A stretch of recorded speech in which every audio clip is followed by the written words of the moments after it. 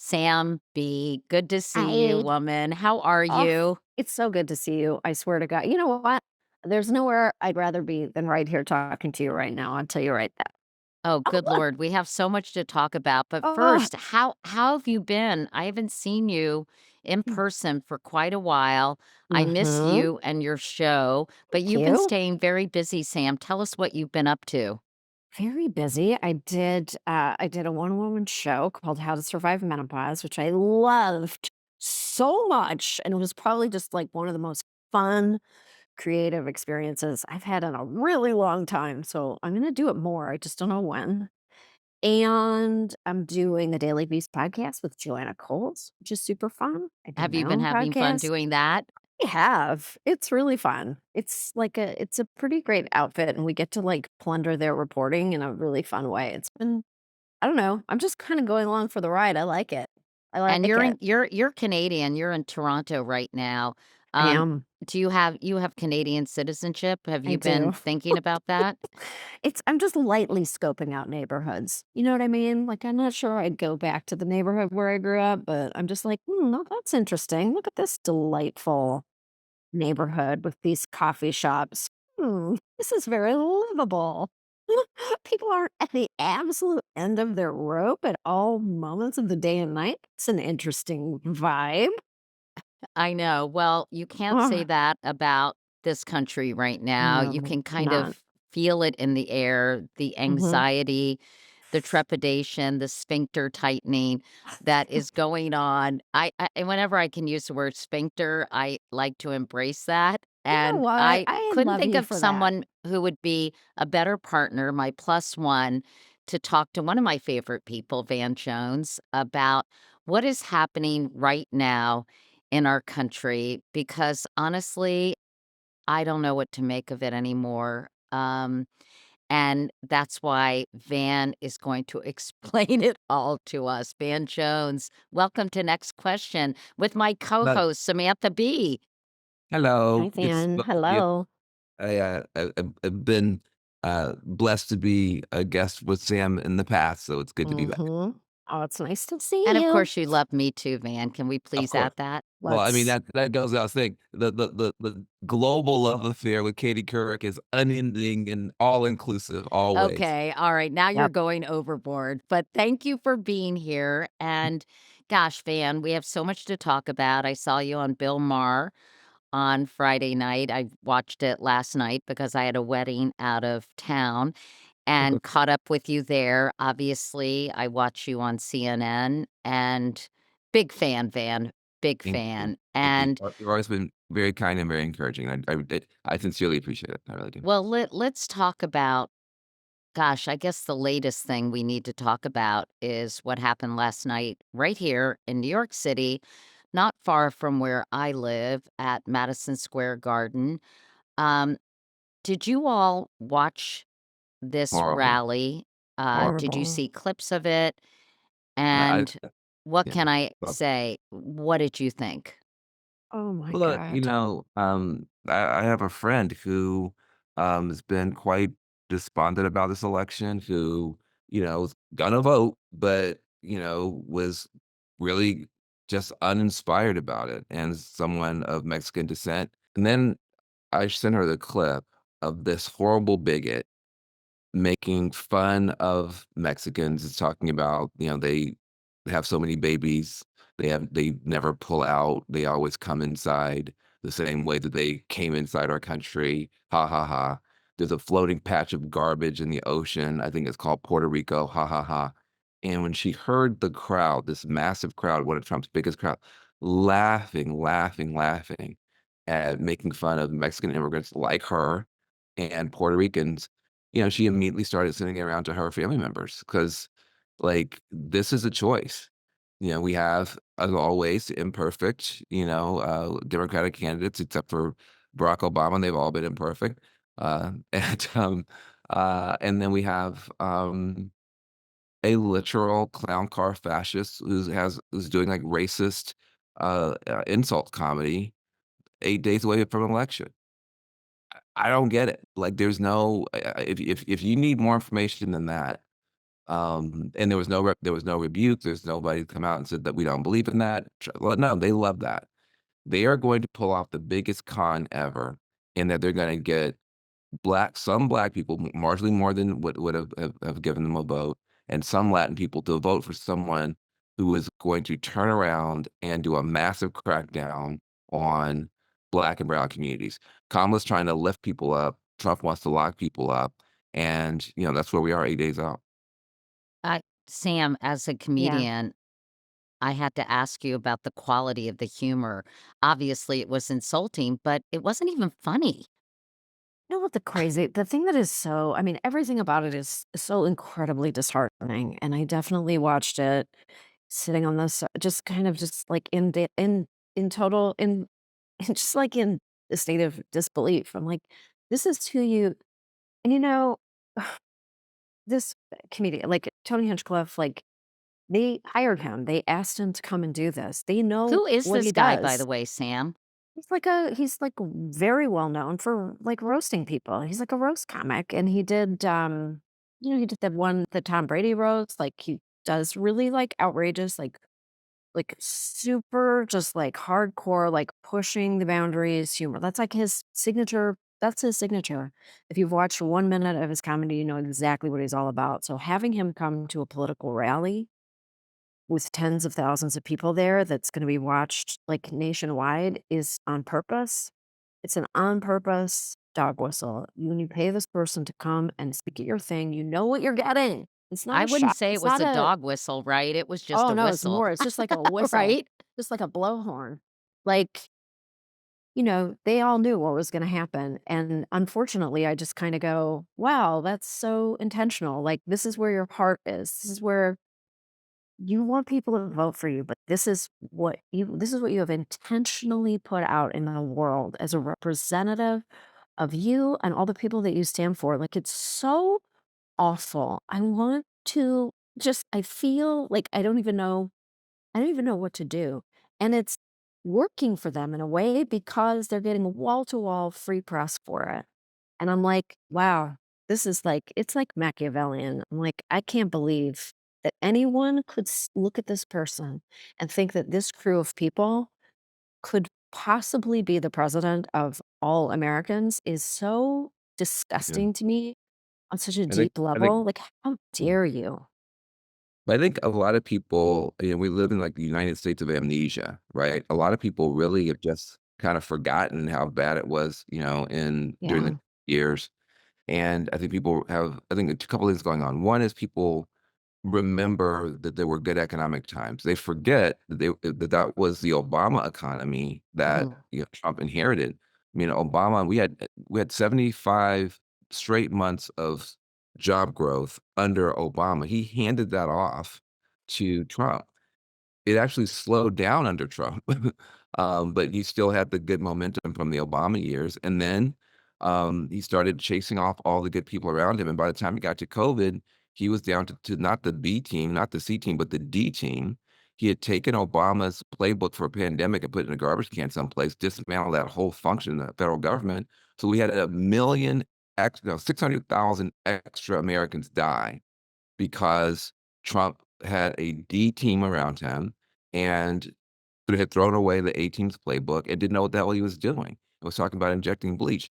So you had a worse economic performance under Obama, under Trump. The only thing that Trump did for the economy was cut taxes for rich people. He didn't pass Obamacare. He didn't do anything to help anybody, but he put his name on the stimulus checks. And so people think that Trump was for them.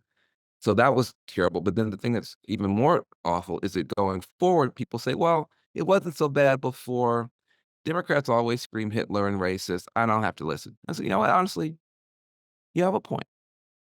If you're a conservative, we said Romney was unfit. We said we didn't like John McCain. You have a point to say they Democrats always attack our nominee, and you might be rational in saying, 'I'm not gonna listen to Democrats,' but you should listen to Republicans. You should listen to all the Republicans who serve with him.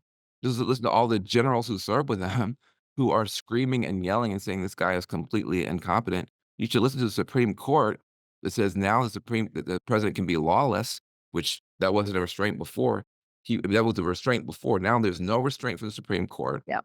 You have people who are Republicans saying he's a racist and a fascist, and you won't even have the D team. You're gonna have the Z team around him in the White House. This is a very, very serious threat that we're facing in 8 days. I wanna know why you think, people have amnesia. I think, what are the root causes and the root reasons, Van and Sam, that you think people are gravitating to Donald Trump? Yeah, I think social media, I think there's a big campaign from Russia, China, and Iran to just discourage and distress progressives. And so I think that that's more effective than not. Honestly, I think that RFK Jr. supporting Trump has had a more negative impact than you would think because there are a lot of people who think that America, make America healthy again hits a chord, and people don't trust, big agriculture and big food and stuff like that. So he plays on those strings very well. But yeah, look, I think people are hurting and uncertain. I think that it sucks to go to the grocery store and have to take stuff out of your cart and put it back on the shelf because you're watching those numbers go up in a way that's kind of scary. I think the economy matters a lot to people, and everything is 20% more expensive than it used to be. And now that was a worldwide global phenomenon, and we beat it back, better, faster, and quicker than Europe, but people don't like that kind of thing, and there's a lot of disinformation out there too. I was gonna Yeah. say, do you think that people understand that Joe Biden, I mean, my husband and I talk about this because he thinks that Joe Biden has had impact on inflation. I say that it's sort of a worldwide trend as you do, Van, but were there things that Joe Biden could have done to get prices down at the grocery store? Was flooding the economy with all the COVID money, was flooding, with adding to the deficit with student loan forgiveness. I'm not the economy is not my strong suit, but were there things that were initiated by the Biden administration or not done that have led voters to feel that he could have had a bigger impact on these things? Well, look,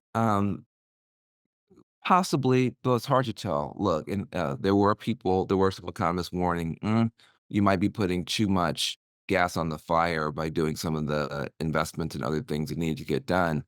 But you know what? I think what people forget is a lot of that spending, that Biden and Harris did on infrastructure is still that's long term. It's not like they just poured it all on the streets, everybody went and grabbed it and, like, started buying cotton candy.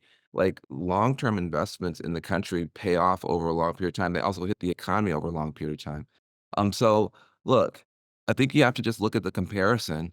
Um, we got inflation down faster than everybody else around the world. It was a global problem. There were 2 things happening. You had the supply chains that had been, backed up and demand that had been held up because of the COVID pandemic globally. And so, you know, once everything opened back up, prices went through the roof around the world. Mhm. And, some of Biden policy, frankly, smart monetary policy from the Fed, which Biden had nothing to do with, also finally beat it back down. But, you're still up above where you used to be. I think the thing that people don't think about enough is, okay, I'm mad about inflation and prices today. So I'm going to vote for Donald Trump, who is going to make it all massively worse because both of his big ideas are inflationary. His big idea of putting tariffs Tariffs?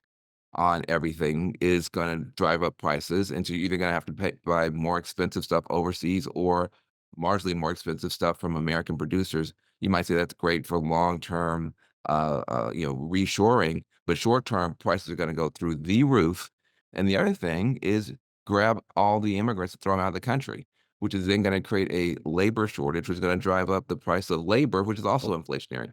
Yeah. His 2 big ideas, if you don't like prices now, vote for this guy. He is Captain Inflation. He is Mr. Inflation. He is the father of inflation. That's what you're dealing with Donald Trump. Yeah, and it's not even just amnesia because it's also, like, disinformation campaigns, like, that are just chugging full force. It's like, there's a proportion of the American electorate who thinks that Joe Biden dismantled Roe v. Wade, and you just kinda go, what now?" And it's a large proportion. It's not tiny. I wanted to ask both of you, I mean, do you think the Democrats, Van, are talking enough about these 2 highly inflationary policy proposals, i.e., tariffs and the great deportation, and what the impact is really going to be? Why isn't that registering? I just don't know. I think the the blizzard of BS that you have to deal with every day from the Trump campaign. I mean, by the time you get finished talking about Arnold Palmer's penis and, you know, that's Oh, just man. cla clown joke. I mean, it's so hard. I mean, that's part of the strategy, I guess, is just to just have a blizzard of BS, and it's hard just to point out basic stuff. Donald Trump will make inflation worse by throwing out immigrants. Like, it's hard. The other thing that's hard, I was thinking about this over the weekend with black men. Um, Donald Trump literally has on his own agenda, not, part of 2025, Donald Trump says, "That's not mine." Well, Donald Trump never lies. He's always very honest. So we said it's not his. I have to agree with that. But Donald Trump's actual Agenda 47 is all about attacking black men. It's literally, we're gonna bring back stop and frisk. We're gonna have the feds put anybody who's involved in any sort of, like, street level petty crime, put them in federal prison. Like, it's an amazing, you could not come up with a more, terrifying agenda for black men, but, the Trump crackdown on black men, which he's promising, we haven't really been able to get ourselves to talk about in clear terms. Well, It's isn't the problem that people who are supporting Donald Trump are not listening to anything that is trying to convince them otherwise? On yeah, Fox and Friends this morning, apparently, I didn't see it, but reportedly, they were gushing over the Madison Square Garden event. Right-wing radio, right-wing media in general is not analyzing Trump's policies. So people are getting, a very distinct brand of news and information that is not, that is staying in its lane. It's yes, pro-Trump, sure, don't criticize Trump lane. In fact, criticize, obviously, Harris till the cows come home. And, by the way, one could argue that the other sure. networks and media outlets do the same to Trump. And I don't think you can compare the two. We can talk about that in a moment. But they're not hearing these things about tariffs, and that's what they're listening to 24/7. Yeah, well, look, you do have people who are, like, really brought into, like, Trump media, and you have people brought into other media. It's the people in the middle who are really just not tuned in that much at all. Those are gonna people who decide the election. It's the independent and swing voters in swing counties and swing states, and those people, that's why you see Donald Trump going on to all these podcasts, all these quote unquote bro podcasts, because that's where a bunch of people who are not watching Bots and Friends, who aren't listening to Rachel Maddow, who are just, that's all. That's what their kind of corny cousin or their crazy uncle does. They are interested in sports and other things. He's going after those people, I think, very well, and trying to get these guys to come out and vote. It's very, very hard to communicate in this environment. And I think that that's, everybody wakes up in the morning in an environment where there's an algorithm. Your next door neighbor is looking at their phone at the same time you're looking at your phone, and they're seeing completely different things. It's not Mhm. to say that yours is right and theirs is wrong. Maybe theirs is right and yours is wrong. It's just to say that it's completely different. And so when you go out to check your mailbox and she goes out to check her mailbox, you're literally living in a different algorithmically created world that she didn't pick consciously for herself and you didn't pick consciously for yourself. And so that's one reason why I really focus on kindness, civility, empathy. We're all at the effect of something that we didn't create or choose. 4 years ago, you clicked on something about Hillary Clinton, or you clicked on something about, some issue in the environment. and that is still informing what your algorithm is giving you. Your next door neighbor clicked on something maybe innocuous about, buying a gun, and that is now informing 4 years later what she's seeing in her algorithm. So you can't then come out and say, "You're an idiot, you're a cult member, you're crazy." Now, hold on a second. Everybody slow down now. Somebody, not me and not you, is creating this division for their own purposes, and so mentally, can we be kind? And that's I try to focus on that and try to remind myself that, none of us chose this crazy dystopian disinformation reality that we're living in, and none of us knows how to get out of it. Okay, Mr. Rogers. So, Yep. Thank you. You're welcome. You're welcome. I mean, I aspire to that too, but I guess one question, and Sam, I'm curious how you feel about this. How do you cover Trump? The media has gotten, you know, tied itself in knots, how you cover this guy. And I think they're still trying to figure it out. 8 Yeah. years later, Van, you know, Jeff Zucker got trashed for covering all his rallies without any kind of critical commentary accompanying them because Well, they rated well, right? no, And no, now we you no, have I was look, just in Jeff's defense, we were criticizing it the whole time, but it turns out just the overall effect of covering it that much, covering even empty podiums had a positive effect, even though the whole time we were I was on air that during those years, we criticized it, but we also just showed it so much that it wound up backfiring very much, very much. Yeah, yeah. I still think we have not figured it out. No one has figured it out because it is so outrageous. Like last night's rally is so outrageous, and he's just getting like volumes. Just like, you know, uh, Kamala has like raised $1 billion, but he's got $1 billion in free advertising that's occurring today. Like, the more I have good friends in the advertising industry who are like, "It's all about brand the only thing that matters is brand awareness." It's not even, like, really what the brand is doing, it's brand awareness. So you wanna be, like, pushing the brand again and again and again, and so that it's the last thing you think of when you're in that voting booth, and that's what's happening, and it's happening for free today. It's just everywhere. We're talking about it right now because how can you not talk about it? How But can I you don't think not we're talk about talking it? about it. I think we're talking about it in a horrified way. I Yeah, mean, we're horrified, I but we're I still think that that you can't yeah. tell me that that rally at Madison Square Garden helped him, Van. I interviewed Tara Palmieri. Maybe it helped solidify his base, and he was throwing red meat out to them. But he certainly, as she said, elections are about addition, not subtraction. Mm. And if you're going to alienate Puerto Ricans, right? 450,000 Puerto Ricans are eligible to vote in Pennsylvania. Did you know that? I didn't know that number. Mhm. That's I'm happy to hear that number. There's a Yeah. huge population of Puerto Ricans. Like, why would you invite a guy who's gonna trash people? Why would you say you wanna bring back the Alien and Sedition Acts of 1798, which gave the president the power to deport non-citizens who were subjects of foreign enemies, gave the president the power to deport any alien he considered dangerous. And the Sedition Act, if we need to be reminded, made it a crime to write or publish anything, quote, false, scandalous, and malicious about the government or the president. Well, I hate to drop this right in the middle of this chat, but this election is close. So actually, it works really well.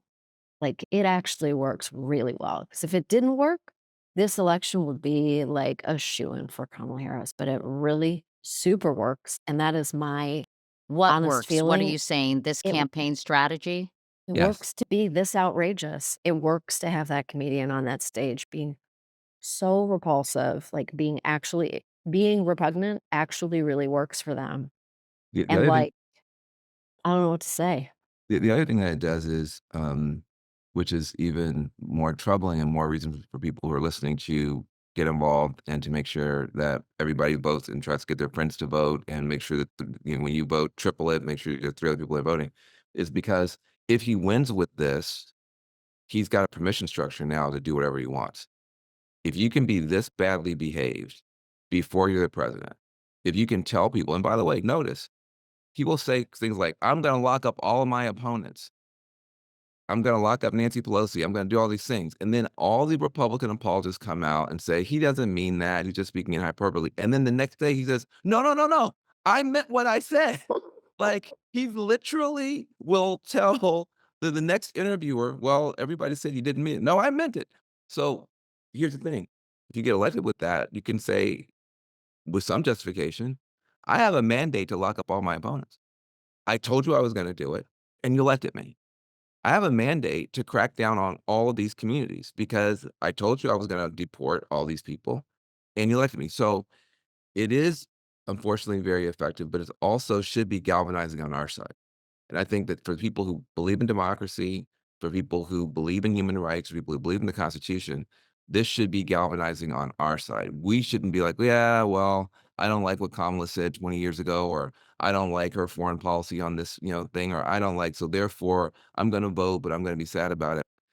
Look, you should vote and be passionate about it because not only does Kamala actually have plans that will actually help you, like help you get a house, help you get an apprenticeship, help you start a small business, actual plans, which Donald Trump has never passed a plan to help you. His only economic agenda was passing the tax cuts for his friends. He's never passed a bill to help ordinary Americans. Kamala has a stack of those bills ready to sign. And so if you care about the future, if you don't want more inflation, if you do want help getting that for your kid to buy a house, if you want to start a business, there's only one candidate for you. And you should be passionate about it. You should be texting everyone you know about it. We lost Florida in the year 2000 by 537 votes. There were almost 150 million votes cast. It came down to 537 votes in Florida plus 5 votes in Supreme Court, but that's another story. And Well, a that lot of hanging chads and and thrown a votes that got thrown away, right? Sure, sure, but at the end of the day, the final count was 537 votes. You have 537 Facebook friends. Like, I mean, like, that's how close this thing could wind up being. And so everyone should be passionate about saying, I don't care what you say about any of the deficiencies of Kamala Harris. Uh, you know, Donald Trump gets to be lawless. Kamala has to be flawless. People are concerned about what's happening overseas. People are concerned about what's happening with the environment. People are concerned that Democrats aren't standing up for a certain set of values that they hold dear. And social media does a great job of reinforcing. If you click like on somebody who's grumpy about, um, any issue, you'll get 900 more of those next tomorrow. And so it will reinforce whatever grumpiness, whatever unhappiness, whatever dyspepsia, it will be reinforced. And then if you click or like or share or comment on one, then you'll get 9,000 the next day. And so that's why everybody's so depressed. I'm not on social media. So, and I've got a good therapist, so I'm not depressed, but everybody that I know is, miserable. And I'm like, honestly, your life is pretty good. You live in the United States. People are like, well, all these people with all this privilege. You know, the most privilege? Every American citizen. There's never been a more privileged group. I don't care if you're black, white, brown. Like, there's never been a more privileged group of people that live in the United States today. We have clean air, clean water. I mean, we have our problems, but we are in a great position. Everybody's miserable. Why? Because these things do not give us information. They give They're you affirmation. That's my famous line that I Information. co-opted from my friend Nicole Seligman, affirmation, not information. I And like so that. and if you happen to have a bad day today, you'll have a worse day tomorrow because whatever you're clicking and liking, that's what it gives you more of. And so, yeah, people are, um, the people are unhappy. And so that's why it's rationally a change election. People do want change. The problem is that, you know, you say, well, okay, I'm gonna vote for change. I'm gonna vote to change political parties. No, honey. No, sir. No, ma'am. The worst thing you could do right now is to say, "We're gonna put the car in reverse and go back to this clown car administration that botched COVID, that, ruined the Obama economy, that you have an extra 600,000 dead people because this guy didn't know what he was doing, and he's more disinhibited now. He's crazier now. The Supreme Court says he can do more damage now. His team is worse now." That is not the change that you want. You want the change that Kamala's talking about, which is to build on the progress, limited though it has been with Biden, and get you more of what you need. That's Kamala Harris. Yeah, But you want Biden is someone at so Go ahead. you at least want someone in the White House who you can have a conversation with, who you can move, who you can push in a direction that you care about. You want a coherent voice. Like, minimally, you want a coherent voice in the White House. Please. But Can we Van, please have that? you talk about building on the Biden administration for Mhm. reasons, I guess, again, food prices, gas prices, Uh, housing prices, whether he's to blame or not, but it happened during his administration. He is incredibly unpopular. And Kamala Harris, I don't think has done a very good job. She started to, of separating and saying what she would do differently than Joe Biden.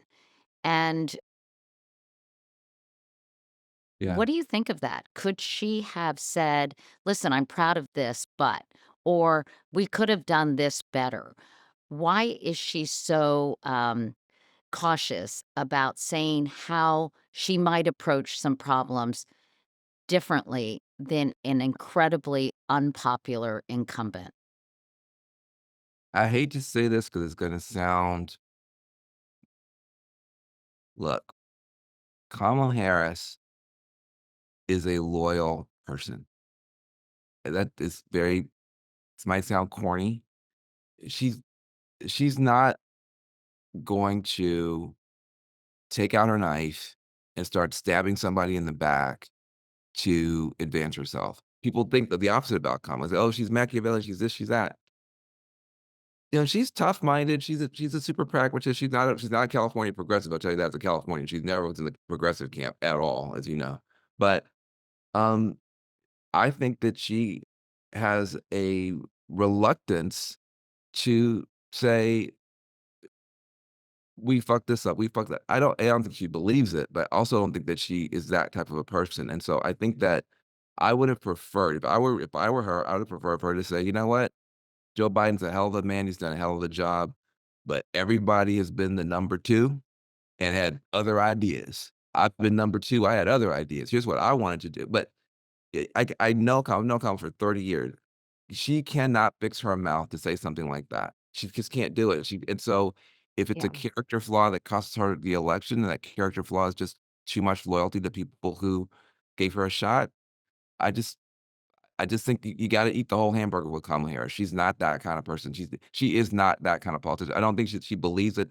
I think that she honestly believes that they did a better job than they get credit for. I think she does have critiques and criticisms of him, but I don't think that she feels comfortable doing that in public, and that's just the reality of it. And also in a very truncated campaign. Mhm. Like, it's not when you have, like, a very narrow window to, like, come in, take over the whole campaign, you are driving to election day. You really do not have time, or you don't have, like, the grace of the public to go, "I think we made some mistakes here." You just don't that it is not the time to, like, look back, like, and go, "I think we failed on this measure." I think she is just driving the bus forward the best I she can, like, go for I look it. I look, Go. I just wanna say as a political guy, I agree with Katie that it would've been politically smarter and better for her to find a couple of things to say, "Look, I wish we had done this earlier. I wish we had Mhm. done this at all." Here's what I learned. When I came in, I like, on fracking, very easy on fracking. So, you know what? As a California Democrat, we were very anti-fracking, and I came out of that. But like a lot of California like a lot of Democrats. But here's what I learned. In office, I learned, first of all, you can have fracking and also do the clean energy agenda, but much more importantly, I learned that we needed that natural gas we were fracking in Pennsylvania to beat Putin. Putin, when I came into office, Putin started threatening Europe. He was gonna cut off natural gas and freeze Europeans in their beds because we wanted to defend Ukraine. And I learned we needed that natural gas coming out of Pennsylvania fracking to stop Putin. Fracking is a part of my geopolitical arsenal to defend democracy, and I would never right. So then you're telling I this haven't heard her say any of that. I heard her say the first part. I yes. heard her say you can have clean energy and and be involved in fracking, that her views have evolved. But what has been sometimes missing, I Yeah. think, for some voters, Van and Mhm. Sam, Sure. is sort of that second or third sentence to help people understand a little bit more than kind of one or two sentences that I kind can of give the general idea. And I'm like, when you're asked about the Supreme Court, as she was in that CNN town hall, I want her to say, "You know what? I wanna look into this. There's some pros to that, there's some cons, but one thing I do think is absolutely necessary is a code of ethics for Supreme Court justices who have clearly exhibited a conflict of interest on several occasions over the past 2 uh, years." yeah. I don't Look, know, I think when you've got a candidate on the other side who's like, "People are ripping the heads off cats and dogs in the street," you're just like, "Let me just hold on. Everybody, Yeah, I guess let's we I treat go." her as I a normal candidate and we I don't want, agree. but and we tolerate him as an abnormal candidate. Yeah. And so is that unfair in your Eh, view? I think it's 100% unfair, but I also think that I I understand what Sam is saying. She's saying, "Listen, she's already pulled off 800 miracles." Right? Like, to take over a campaign 100 Yeah. days before election day, to hold this party together, to get the Cheneys and Chomsky on the same bus, to keep driving it forward, to be able to have to switch out some of the campaign staff, but you can't switch out all of it because you don't have a beat. Like, so I agree. It's like she's pulled off 850 miracles already, and we should just give her our applause. And I also feel that for whatever reason, she has locked in on the strategy of just saying the same thing every time, Right. and even Charlemagne the God said, "You know, you just sound like a robot." And she goes, "That's called discipline, ha, ha, ha." But I do think that given the voters we're trying to move, who, you can't be more appalled by Donald Trump, and they still haven't moved, and you can't be more impressed by her resume, and they still haven't moved. What do they need to hear? I do think they need to hear something else. There's something that she's not doing, and so, look, I would say I love that answer on Supreme Court that you gave. I love my answer on fracking. We could all have great answers, but we're 8 Yeah. days out, and so the thing I would say is whatever you need to say to your own friends, because again, 537 votes. Whatever like, Kamala's not gonna talk to your friends. She's gonna be on a stage, she's gonna be interviewing. You get to talk to your friends. You have your Facebook followers, you have your Instagram followers, you have your WhatsApp chat groups, you've got your and you should just say, "I am now the Kamala Harris campaign manager, and I am personally myself going to make the arguments that I think are valid to my friends and be aggressive about it and be passionate about it." Donald Trump closes strong. He always closes strong. He's gonna have even more devastating campaign ads to come out. He always closes strong. And so if you to Sam's point, if you can appreciate that if you had to run for president 100 days from now, how hard it would be for you, Yeah, like, I maybe. feel so cynical for being a person who's like, I Yeah, actually think there's almost no room for nuance.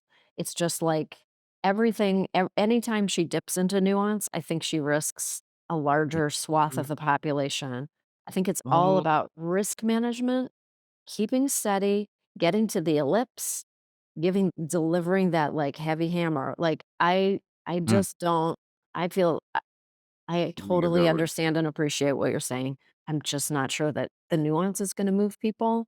I literally think it could be like a coupon for a sandwich on the way into the voting booth. It's just gonna move them up. No one's doing that. That's not legal. But I do think a coupon for a Quiznos might actually seal the deal. That's funny. Before we go, I want to ask you all about the kerfuffle. It's not actually bigger than a kerfuffle. I would say it's a full out brouhaha over the LA Times and the Washington Post failure to endorse a candidate.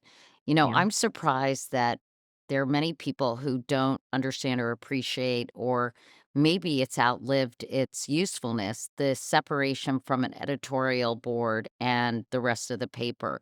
And I do think I was talking to Nancy Gibbs, who was at a wedding I was at, former editor in chief of Time, now teaches public policy at Harvard. That when Ruth Marcus of the Washington Post says an endorsement represents the heart and soul of the newspaper, that's a little misleading for readers. Yeah. It's really the editorial board and it's a separate entity. But I'm curious for you both to weigh in on these 2 major newspapers, at the behest of their billionaire owners, deciding not to endorse a candidate. Yeah, I don't love it. I don't like it. I do think, I think in subtle and not so subtle ways, people are preparing for a Trump presidency, and I don't like to see it. I don't like to see it on Wall Street, and I don't like to see it in, I guess, feels to me like democracy is dying in darkness. Like, what? The editorial, I don't think that the editorial board has outlived its usefulness. I think they should have done it, and I'm really dismayed, like, really disheartened that they aren't doing it. I don't know that Van? it moves people, but Yeah. it should exist. What do you think, Van? Yeah, I think newspapers don't matter as much as they used to, but they still matter. And I think that people don't understand the editorial board. You can have an opinion about a candidate and still have the other on the other side of the wall, often literally are the reporters, and they can still do fair reporting. So, and we've kind of known that for 150 years in the United States. So, I would much rather them to weigh in. I don't think 10 years from now, if um we have very bad outcomes from a Trump presidency, anybody's gonna be proud that they stood on the sidelines. I think that people Yeah, should I think that people should, um, uh, take a stand one way or the other. I One way or agree the with other. you. It's I don't think you wanna be, um I don't think you cover yourself in glory if 100 years from now or 10 years from now, you wouldn't register an opinion about what's coming. And by the way, and I say this no matter what your view is. If your view is that, Kamala Harris has just not met your bar, and if your view is that you think that, the economy would be in better hands with Donald Trump, that would be interesting to know. Like, whatever it is. I'm just saying, I mean, yeah. I'm not saying it's gotta be for Kamala, it's gotta be for Trump, but I think that we don't want our few remaining institutions, um, to, not offer their honest opinion at a time of great consequence. Yeah, now is the time to plant a flag. Yeah, one way or the other. I mean, again, Yeah. maybe there's something I haven't heard. I think it's But also a little ironic that Trump administration or Trump officials were visiting Blue Origin when this decision was made by Jeff Mm, Bezos. It just seems really. yeah. yeah, look, I I I I know Jeff Bezos. I'm quite fond of him. Oh, I've yeah, he gave you a lot of money to give away, like $100 million, right? Exactly. So I know Jeff Bezos. I'm quite fond of him. I've not talked to him about this. I don't know. I literally, Kim Kardashian's a good friend of mine. Jeff Bezos is a friend of mine. I discount 98% of what gets said about them in public because it's almost always not right. So I do not know, what decision making was, but I would just say, as a matter of principle, I would say this too, or about anyone. This is not the time to be quiet. I think people should put their best thinking forward so that we can make informed decisions. When this episode drops, the election will be less than a week away.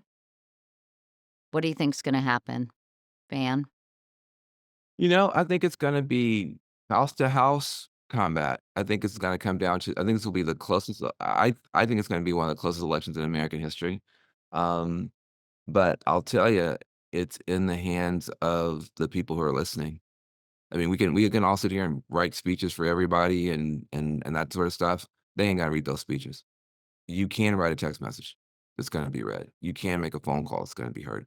It will come more than anything else, what I would say is, you don't wanna be sitting there, whoever you're for, sitting there on election night saying, "I wish I had done one thing more." I think the next several days, you should put every arrow in the air.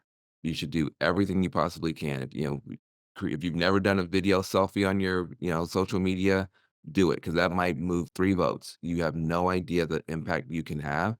And sometimes people put stuff up and it goes mega viral and changes the whole conversation. So I think that, it is in the hands of ordinary people at this point, everyday people at this point, especially in the 7 battleground states. And if you don't know, if you live in Pennsylvania, Wisconsin, Michigan, North Carolina, Georgia, uh, Arizona? Arizona, or Nevada, your vote matters more than anybody else's vote in the country. Those 7 states, if you live in those states, your vote is 100 votes. If you live in those states, your vote is 1,000 votes. Your vote counts more than all the rest of our votes combined because those are the 7 states that will determine this election. So if you live in those 7 battleground states, you have a responsibility to vote whichever way you feel, and you will have a bigger impact on the election in those states than any of us talking about it. Yeah. Think we're gonna know the night of? No, No, I don't think so. no. And I think we should remind everyone we know that you don't have to tell anybody how you voted in that voting booth. You don't have to tell a damn soul. You don't have to vote one way just because your parents did and your grandparents did and your husband told you that you had to or your wife thought that that would be a good idea for you. You can tell anybody anything you want. You can vote with your conscience. I Vote for thought what you Michelle know Obama's is right. speech, It's great. emphasized that Yep. this weekend. That was a pretty powerful speech, didn't you think, Van? Michelle Obama may be the best communicator in the English language right now. I mean, she is so good. I always say, "I love Obama and her husband." You know what I mean? Like, I mean, she's just unbelievable, and I thought she did a great job of pointing out to men what it's like to be a man when you're the woman you care about, your partner, your daughter is in medical distress, Mm, and you can't and she's bleeding out, and the doctors are standing there looking at her afraid that if they help your loved one, they're gonna go to prison, and they're really just letting people bleed out in parking lots. yeah. As a man, as someone who wants to be able to protect the people that you love, what does it mean And to also the message of, like, it takes 2 people to make an unplanned pregnancy. Mhm. Do you wanna be Sure. able to do something about that, or do you not? Like, you you have skin in the game. You're Yeah, yeah. part of this. Yeah, Be a yeah. part of it. I thought Michelle did, just an unbelievable job as she always does, and she makes it look so easy. It's very difficult to do what she does. Like, that's the arguments that she makes, the way that she makes them, who she's being when she's making them. I just think Michelle Obama is a national treasure. Do you think the Democratic Party needs to, like, retool? My husband, John, says things like, "How this election is so close. What does it say about the Democratic Party?" And I'm curious what you think it says about the Democratic Party. Look, Has it lost its way? Has it lost its mojo? I am very I'm always willing to look in the mirror. Like, if something goes wrong in my life, the easy thing to do is to say, "That person sucks, and that person sucks, and the other person sucks, and why do they do that?" The harder thing to do is say, "You know what? What did I do to create this situation?" Even if it's 99% the other person's fault, I look for my 1%, and so I am not trying to let literal fascists off the hook. That is its own thing, but is there anything I can look at on our side? Yeah, I can look at stuff on our side. I think we have created a style on the progressive left that's obnoxious and that makes people feel uncomfortable and unwelcome too often. I mean, we change terms every 6 months. Somebody said I was a BIPOC. I said, "What is a?" I've never gone to a BIPOC church or a bi I've never eaten any BIPOC food. Like, is there a BIPOC barbershop? What are you talking about? You Latinx, you make up these terms, and then people feel dumb because they don't know them. And then I think we also have created a situation where we think that Trump is pulling people. I think we're pushing people. I said on Bill Maher, if we have a party where we say all white people are racist, all of you, you're all racist, all men are toxic, all billionaires are evil. Well, then you can't be mad when white male billionaires like Elon Musk leave our party. Elon Musk was a Democrat supporting Andrew Yang 4 years ago. Now he is on some crazy bus. Look, I don't let him off the hook. He has a responsibility to defend democracy and not undermine it. But is there a 1% where if someone like him comes into the room, if a straight white male comes into the room, if someone who's Jewish and who's pro-Israel comes into the room, are they welcome or not? Do we want them or not? I have a It's friend who's covering the Trump campaign, and I asked her about Trump supporters, and she said, in her view, a lot of it has to do with, quote, "lefty lecture culture." I thought that was a very interesting observation, and I think it basically encompasses, Van, what you're talking about. And after the election, I think we should do a whole analysis of it. But until the election, whatever sins and flaws we have are literally nothing compared to an overtly racist, overtly fascist, overtly authoritarian mass phenomenon that is about to not only ruin America if it wins, but also abandon people in Ukraine and also make sure we don't fix the climate crisis. So I'm not trying to take, any of the foot off the gas, but after this election, can we say the same things more kindly? Yes. Can we defend African Americans, Latinos, Latinas, poor folks, the environment more kindly, more wisely, more empathetically? Can we be more magnetic? Yes, we can. And we And should, perhaps be less judgmental and yeah, self-righteous? be I don't less know. judgy and shitty toward people. Yes. That's not can we improve? Yes. Can we be more magnetic and welcoming? Yes. Should we be? Yes. After we win this election. Van Jones. Thank you, Van. All right. Thank you.